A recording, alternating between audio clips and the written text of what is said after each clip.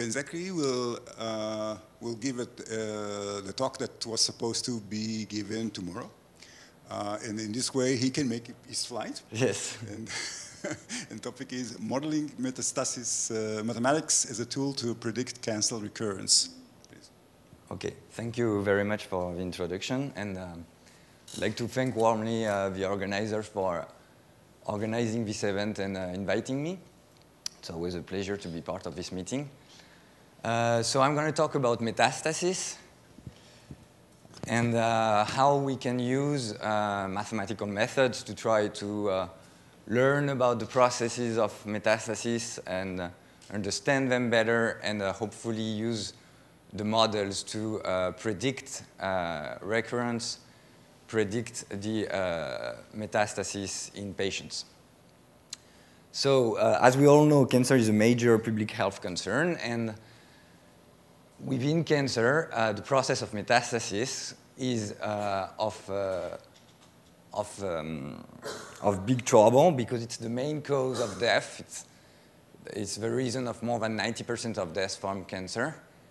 And what is metastasis? Metastasis is, the name actually speaks by itself. It comes from the combination of two Greek words, meta and stasis, meta meaning beyond, stasis meaning the place. So metastases are secondary tumors that are established at distant sites or at the regional sites that get seeded by a primary tumor located, for instance, in the breast or in the lung for the two main cancers, for the two main cancer types that will be our concern for today.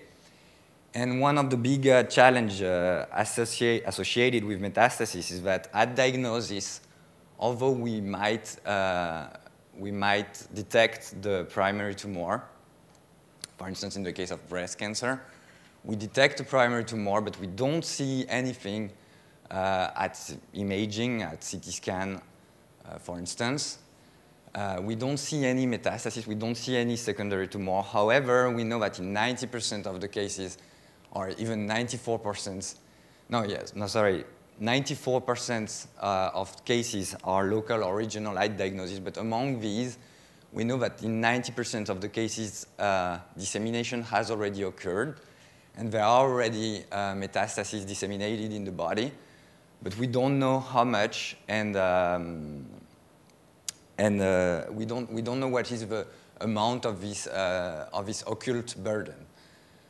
So one big question would be to be able to predict the amount of this invisible burden of metastasis in order to personalize and to adapt the adjuvant therapy that we give following so in the case of breast cancer, the typical treatment is to remove the primary tumor, and then following the removal of the primary tumor, then we give what is called an adjuvant chemotherapy, where we, because of this fact that we know that there are these secondary tumors, we give some chemotherapy to attack these secondary tumors, but we don't know how many cycles to give for a given patient. And one of the challenges is here to estimate what is this burden from data that we have at diagnosis. Because as you will see, although the 5-year survival, so this is the 5-year survival rate of different cancer types between in 2005 and 2015. And as you can see, the 5-year survival rate is very, very elevated in the case of breast cancer.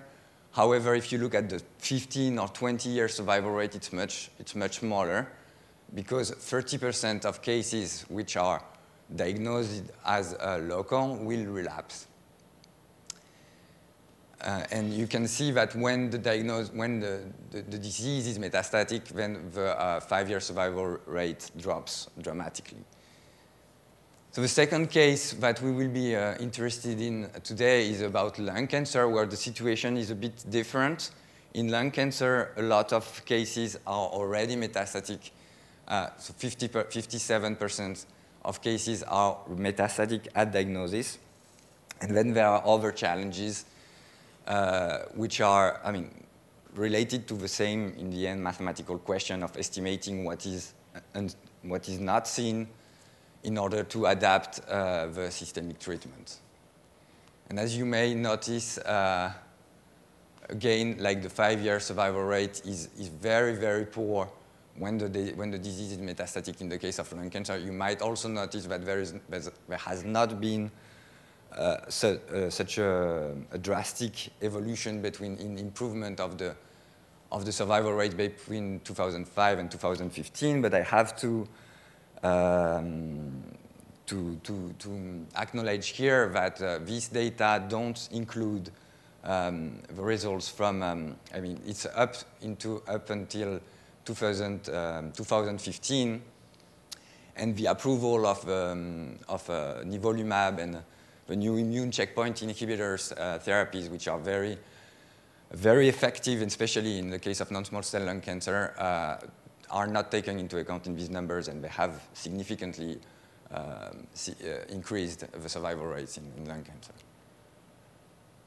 So there are problems that I will be dealing with at the biological level, which at the biological level, the questions I am interested in my work is to establish minimal models of metastatic dissemination and colonization in order to be able to reproduce the systemic dynamics of cancer. So what I mean by systemic is the dynamics at the organism scale, and investigate the relevance of several processes, such as the dissemination threshold for the size of the primary tumor. Is there metastasis from metastasis? What is the relative importance of the dormancy phenomenon? What are and how can we model and quantify and have quantitative models for tumor-tumor interactions? The process of the self-seeding, which is, some of you might have heard of it, which is a fascinating discoveries of last decades, where cells are traveling between tumors, traveling between the primary tumor and the metastasis, and between the metastasis and the primary tumor itself. Immune aspect. I will not like these in parentheses will not be addressed in this talk today, but these are all topics that I think can be addressed using mathematical methods, and especially can be addressed with the type of framework that I will be presenting today. One big topic also is the differential effect of therapies, which are often, and in most of the cases, in the preclinical phase, they are tested in animals, but they are tested only on the primary tumor. However, when they are used in the clinic, they are used to treat a population of tumors. They are used to treat when the disease is already systemic, and there are some paradoxical effects where sometimes the effect of some drugs is beneficial on the primary tumor, but has deleterious effects on the metastasis. Clinical problems, as I was already explaining, will be focused on, in the case of the breast, I've already explained that it becomes crucial to estimate the amount of residual distant disease at diagnosis in order to personalize the adjuvant chemotherapy, and especially to reduce the number of cycles of chemotherapy for patients who don't need a lot, who wouldn't need so many cycles in order to avoid heavy toxicities associated to cytotoxic therapy. In the case of lung cancer, the case we will be looking at later on, the question from the clinicians was, in the case of a patient who has a brain metastasis, they wanted to know if this metastasis would be just isolated, or there were just a few of them, or whether there are more smaller metastases that are not visible, in order to decide between whole brain radiation therapy, which is very bad for the patient, it induces very harsh cognitive impairment of the patients, or just local stereotactic surgery of the brain metastasis. So, but first, before moving to the clinic, I will present to you experimental data and the modeling of experimental data on metastasis. Metastasis is actually not an easy process to study. It's hard to have animal models where we can observe and quantify the dynamics of the process. But I've been lucky since several years now to collaborate with John Ebos in the Roswell Park Cancer Institute, who is a specialist in establishing clinically relevant orthosurgical animal models of metastasis.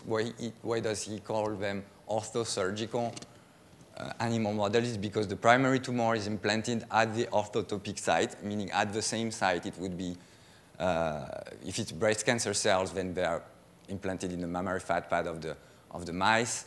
If it's kidney cancer cells, then they are implanted under the kidney capsule. And then the primary tumor is allowed to grow. It's resected, as occurs in the clinic. And then in his models, he's able to track the development of spontaneous metastatic disease through the fact that the cells are tagged with some bioluminescent protein called luciferin, which emits light, and this light can be recorded ex vivo. And it allows to have a quantitative measurement that is correlated, or that can be assumed in the first time to be proportional to the number of metastatic cells in the organism. So this gives us some data which looks like this. This is the data of some group where in blue you have the primary tumor growth, the primary tumor size, and in red you have longitudinal measurements of the metastatic burden. Metastatic burden meaning the total metastatic mass, the total number of metastatic cells. And we can have for each of the mouse the individual dynamics of the growth of both primary tumor and the metastasis. And so before meeting John, actually, I had developed some theoretical mathematical models of the process, and then so I wanted to have to derive a minimal model, a minimal mathematical description, mathematical construct that would be able to reproduce both the dynamics of these data, but also the variability, and explain the inter-animal variability that we see here is very large. And the models look like this. There is so there is a growth flow for the primary tumor, which is quantified by a growth rate. Here it's the formula for the Gompert growth rate. Some of you might be familiar with it. It's a very classical model for describing the growth of a tumor at the level of the volume, at the level of the total number of cells. So this is here the Gompert's law. Then there is a dissemination law which quantifies how many successful metastases get established per unit of time as a function of the volume of the primary tumor. So saying with two parameters here, mu and gamma. So we say that proportionally to a certain power of the volume, for instance, if this gamma here is equal to 1, we say that all the cells within the primary tumor have equal probability to disseminate and give a metastasis. And then this per day, per cell probability of successfully passing through all the steps of the metastatic cascade between detachment from the primary tumor and colonization of a distant site is quantified by this parameter mu here. Then from this dissemination law, we get birth of new tumors, distant tumors, these metastases, which themselves grow with a growth flow denoted by G here. And this growth flow may or may not be the same as the primary tumor growth flow, and it may be structurally the same. Here, what I've written here is the same structural growth flow. It's the same Gompertz function, but it's with different parameters. Like here, it's alpha p, beta p, and alpha beta. And one question we might be interested in, and we will be interested in, is are we able to discriminate between, with the data, between a model where the tumor, the primary tumor and the metastasis are growing at the same speed with the same growth flow, or with different growth flows? What would be the minimal hypothesis able to reproduce the data? So when we translate this into mathematical equations, it looks like this. It's an ODE for the primary tumor volume, denoted VP. And then there is this framework that was first introduced in this paper by Iwata, Kawasaki, and Shigesada in the Journal of Theoretical Biology in 2000, which is to look at the population of metastases as represented by a density, by size-structured population density, rho of T and V, which is the density of metastases of size V at time T. So here V is not the velocity or the space. It's a population-structured model. And if you discretize it, then it looks like this. It's a histogram where in the y-axis you have the number of metastases, the x-axis you have the size. And when you translate the hypothesis of the growth, I mean, when you translate the growth rate, the growth model with the velocity, with the growing velocity g, then it translates into a transport equation of on rho.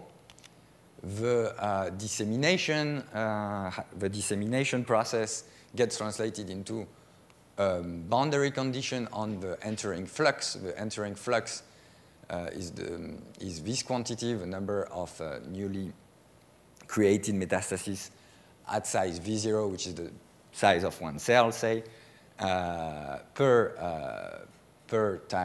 time unit. And then you have this dissemination rate. These are the metastases coming from the primary tumor. And you could add a secondary term, which are the metastases coming from the metastases themselves, and which would give rise to this integral term here.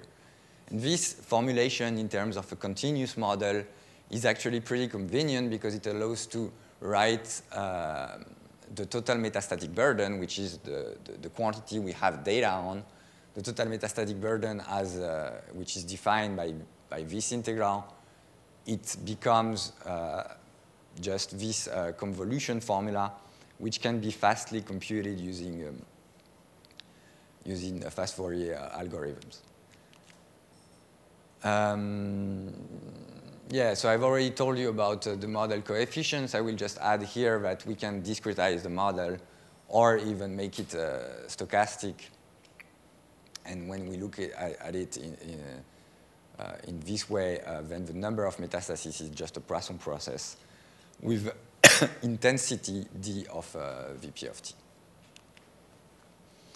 So when we try, then what I tried to do is to see if this model could reproduce the data.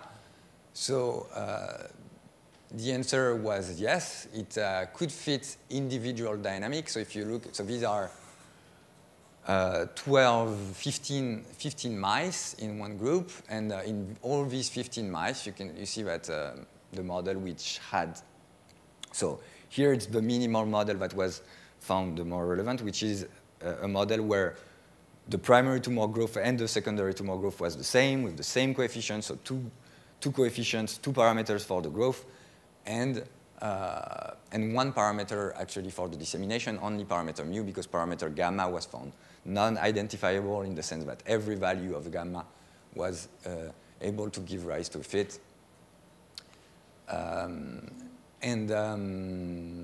Yeah, so the model was able to describe individual dynamics, but again, it had identifiability issues, meaning that if you compute the standard errors you get on the estimation of the parameters, then they are relatively large.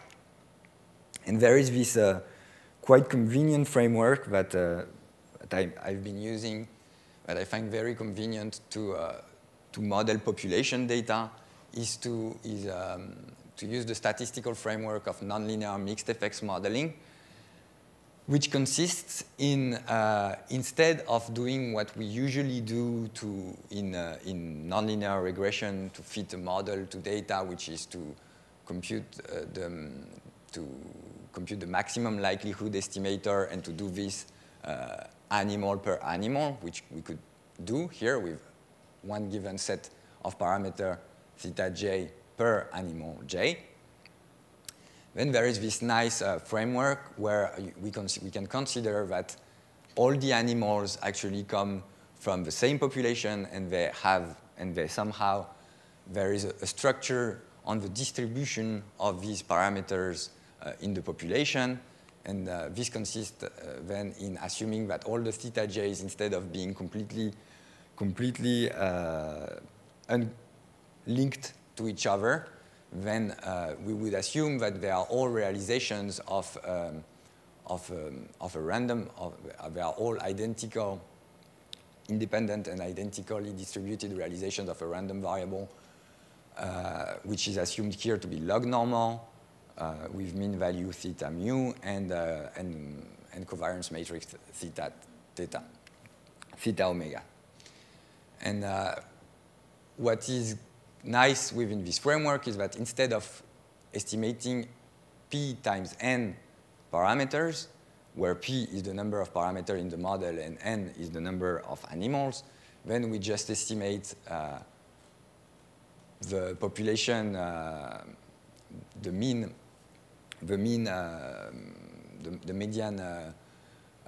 vector of the parameters, which has dimension, which has length p, plus p squared for the matrix. So when we do this, then we typically get this type of results, where what you have here is the simulation of the result. So within this framework, then you can also write the likelihood of all your pooled data under this model. And, but it becomes quite more challenging to compute this likelihood and to maximize this likelihood, but there are some very nice algorithms to do it, such as the stochastic algorithm, SAEM, stochastic algorithm for expectation maximization, introduced by Marc Lavielle and implemented in some software called the Monolix. And you can use this software or these algorithms to maximize your likelihood, and you get the distribution of parameters, and you can translate this distribution of parameters into a distribution of model simulations. And you can see that here we capture both. So this is the result of the fit at the population level with the median simulation and the 10th and 19th percentiles for the dynamics of the metastatic burden. We can use the parameters that were fitted on this data set where surgery was performed at day 34 to try to predict the dynamics in a different data set where surgery was performed at day 38. And we see that we have more or less a good quantitative agreement between the prediction and the data, especially for the metastatic burden. Importantly, this improves, since we have reduced the number of parameters that we estimate, this improves identifiability of all the parameters, and all the relative standard errors become smaller than 30% within this framework. So what can we, at the end of the day, what can we do with this modeling approach, and how can we use it to learn something more about the biology? Well, what we learned from this is that in the breast animal model and in the kidney animal model, we had different dynamics. In the breast animal model, we had dynamics where there was a very slow dissemination process. There was a model with the same primary tumor and metastasis growth rate was the minimal model, was the most parsimonious model able to describe the data, and the metastatic dynamics were mostly driven by growth of the secondary tumors. On the other hand, the kidney model, actually the primary tumor dynamics were not Gompertz but exponential. It was characterized by a fast dissemination rate, different growth rates between the primary tumor and the metastasis, and the metastatic dynamics were mostly driven by dissemination of new cancer cells rather than growth. So this was interesting results about the biology and the understanding of the process, but we want to move further, closer to the clinic. So then the question was, is this framework that was able to describe data, animal data, experimental data, able at all to describe something related to the clinical reality and to human disease? And it's actually quite hard to get data on the natural history of metastasis in humans, because usually when patients are diagnosed, then they are treated. So we don't just, I mean, especially in the case of metastasis, we don't just follow them without any intervention. But there is this interesting data set that we found in the literature, which consists of more than 2,600 patients that were diagnosed with a primary breast cancer tumor, with a primary breast tumor. And this data set is quite old, and that's the reason why at this time adjuvant chemotherapy was not generalized, and they did not receive any treatment for the following 20 years. And for the next 20 years, they did not receive any chemotherapy, so this gives us access to the natural history of the metastatic development. And what was reported in this paper was, as a function of the size, of the diameter of the primary tumor, then what is the proportion of patients that relapsed, that developed metastasis. So how can we compare this with our framework of the model that I've been presenting? Then what we said was we said that the probability of metastasis then in our framework would be the probability of having at least one metastasis present at diagnosis, denoted by time t1, because if it didn't have any metastasis at diagnosis, then removing the primary tumor would make that there is no metastasis developing in the next 20 years. So we said that it would be this probability, and then we wanted to reduce the number of parameters as much as possible to be able to describe the data. So we found a very coarse way to fix the growth parameters by using published data on doubling time, on the doubling time of breast cancer, of breast tumors. And the only parameter that was allowed to have a distribution within the population was this parameter mu. What we found was that so having a distribution on this parameter mu, characterized by two parameters, one standard deviation and one mean value, then we were able to reproduce quite well all these percentages, all these proportions as a function of the size. So this is encouraging results towards the clinic, because it says that we have this parameter mu that is that would be of fundamental importance. And if we run simulations, we see that if we simulate a virtual patient that would have the median value of mu, then what we predict is that he or she would have only 2 tumors with relatively small sizes. However, if we simulate a virtual patient with a large value of mu at the level of the 90th percentile in the population, then she's predicted to have much more metastasis with much larger ones. However, you might notice that and consistently with the clinical reality, in these two cases, none of these metastatic burdens are visible. there are both the largest tumors are in both cases below the imaging detection limit. So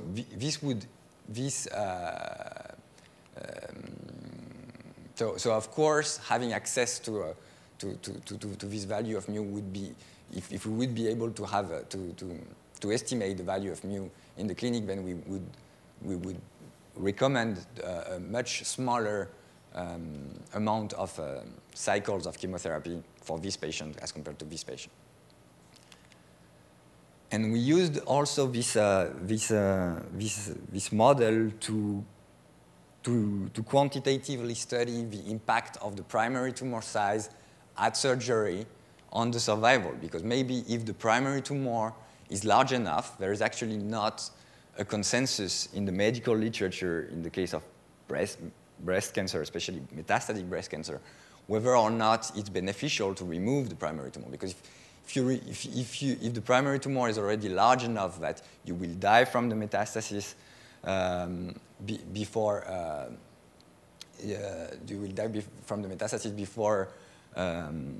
because it's already too late, then maybe it might have a very, very negligible impact to remove the primary tumor, and performing the surgery is always, I mean, something that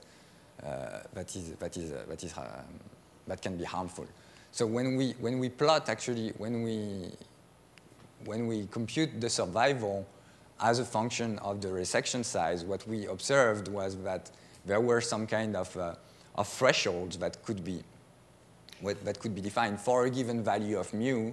We could compute some size threshold below which there was no metastasis at diagnosis, so it would be very beneficial to remove the primary tumor because it would lead to cure. Then in this range here, there is a very strong dependence of the gain in survival, of the survival benefit as a function of the size. And then above this threshold, then there is only negligible benefit in removing the primary tumor, And we can compute, of course, these recurrence thresholds, benefit thresholds as a function of the value of mu. So this is the percentile distributed in the population as was estimated from the clinical data I showed you before. And we can simulate survival curves for these values for different values of the parameters here. Okay, so going towards clinical cases. So the case of lung cancer that I wanted to present to you, it's a more recent study where we had access to some data on the primary tumor size that was treated. So it's a non-small cell lung carcinoma patient who developed brain metastasis, and we had access to. The primary tumor was non-resectable, and then the patient was treated with erlotinib, and after some time the tumor regrew.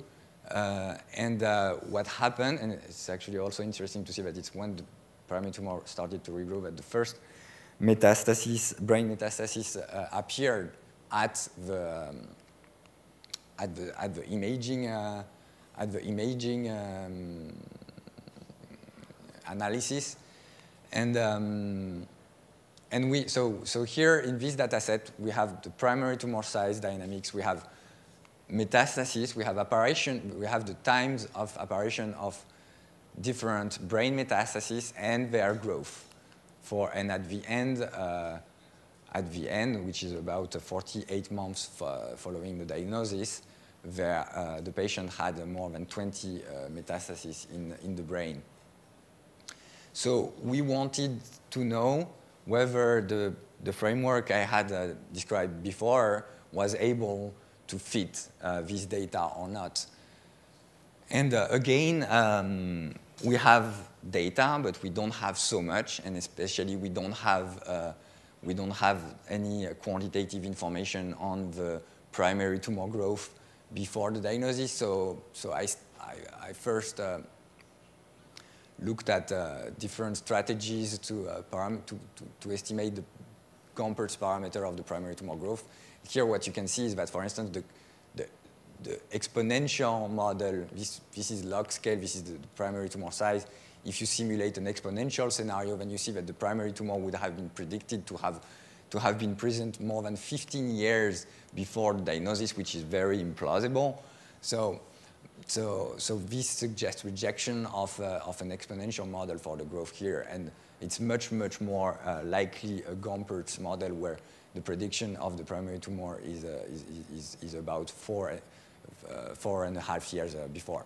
So from some coarse analysis and taking published values for the doubling time, depending on the histological type of the tumor, then again I could estimate the parameters of the growth. Following the diagnosis, the treatment and resistance were just modeled by the sum of two exponentials, which as you can see, is able to give a good description of the data, of the total volume of the data. And for the metastasis, so here, it's interesting actually to look at this, because the first guess is you take these parameters that I've just coarsely, very roughly estimated from the literature, saying that just the maximal size would be 10 to the 12 cells, which is an accepted value, and this doubling time, which is very variable among the patients. But you just take these two parameters and you don't, this is not a fit. This is just the simulation starting from these initial sizes, just the simulation of this dynamics calibrated from this. And it's actually, it fits quite well the growth of these brain metastases. So as a first guess, I was very surprised to see that it was close to the growth, especially this large metastasis. And then we have to, for the dissemination parameters mu and gamma, then, well, we have at our disposal the data such as this. This is like, we can, since we have the number and size of the metastasis at each time, we can compute the cumulative size distribution. This is as a function of the size, the cumulative number of metastases of size larger than a value here. So we have one metastasis larger than 20, et cetera, et cetera. Or you can do the same analysis on the dynamics of the number of visible metastases. Okay, well, so the first thing is that when we tried, so we fix the growth parameter and we let only the dissemination parameters, then it did not fit. So we asked ourselves, okay, so maybe there is some additional processes that have to be added to the model to fit better. So we tried to have a delay in metastatic dissemination, and as you can see here, it did not improve the fits sufficiently enough to give a good representation. We also tried tertiary dissemination, metastasis from metastasis, but again, it improved a bit better, but still not sufficiently to explain the data. We also tried to have dormancy in the dormancy phases in the process, where dormancy phase is a time period during which disseminated metastases remain silent; they don't grow. So it adds new parameter. It adds one new parameter in the model, so it gives more degrees of freedom to fit. It actually improved a bit the descriptive power. However, the dormancy duration that was estimating during this process was about 600 days, which is much larger than what is reported as possible for dormancy in the case of lung cancer, not metastasis from lung cancer. In the case of breast cancer, dormancy can be much longer, but not in the case of lung cancer. What actually was very good at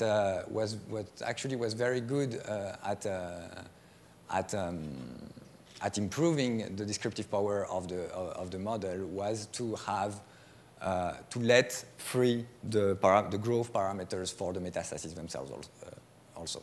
And this is the final result of the final model, as you can see.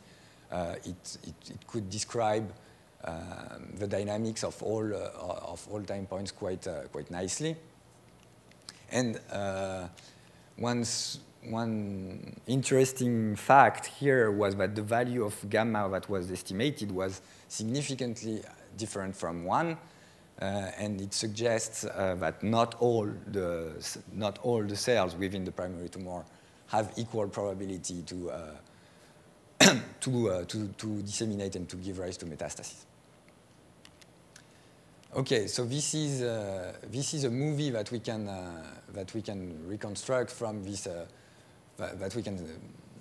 So this is the simulation of this natural history. The stars are the metastases when they are not visible, and when they become circles, it's that they start to become visible, and that's the size distribution at the end. So, for instance, we predict that there are that many metastases at the end that are still that are here but not detected. We can also see this simulation this way, which is interesting to see because we can see the times of birth of each metastasis. And for instance, one non-trivial prediction from the model here is that at the time of diagnosis, whereas the primary tumor, the big metastasis that was seen as the end was not present, was not visible at the time of diagnosis, we predict that it was already present, it was already here, and it was already here since almost 2 years, and there were actually that many metastases present at the time of diagnosis. And in this simulation, what you see in gray are the metastases that were spread before diagnosis, and in white are the metastases that were spread after diagnosis, in a sense, the metastases that would have been avoided if the primary tumor would have been resectable and resected. So we don't have that many patients. We are still gathering patient data for this. We could validate this strategy, however, on 2 additional patients. What was interesting is that we tried then to have same parameters for all patients in order to reduce again the number of degrees of freedom in the perspective of prediction. What was interesting is that we could do that, but having the same growth parameters for all the patients was not able to fit. It's here.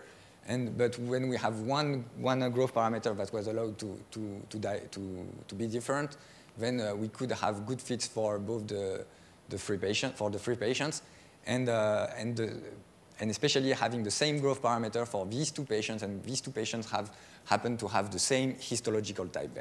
They have both undifferentiated carcinoma. So this is the work with Maria Bilus, and who was a student, and Melanie Prague, who is a biostatistician in a team close to us. And we're currently in the process of implementing this into a biostatistical model where we use our parameter mu, and we build survival models based on this mechanistic description of the metastatic process. And as a perspective, what we are currently trying to do, we have just access to a large database with more than 1,000 patients that were treated at the Institut Bergonié in Bordeaux, where we have clinical data. We have also biological data, and we are trying to see how we can combine this data to feed the model in order to be able to estimate the values of the parameters of the model at diagnosis without any information on the metastatic evolution, because of course we want to predict the future at the moment of diagnosis, not after the patient is dead. All right, so in summary, what I've been presenting to you is a general modeling framework for modeling metastasis. A simplified model with just growth and dissemination was able to describe available clinically relevant preclinical data of dynamics of total metastatic burden. We conducted some mechanistic exploration of more elaborate biological processes for clinical operation and growth of population of tumors. And reduction to, and the model showed that reduction to one key parameter, mu, who is patient-specific, was able to describe size-dependent 20-year probability of relapse in the case of breast cancer and relapse-free survival curves in the case of lung cancer. With this, I thank you for your attention.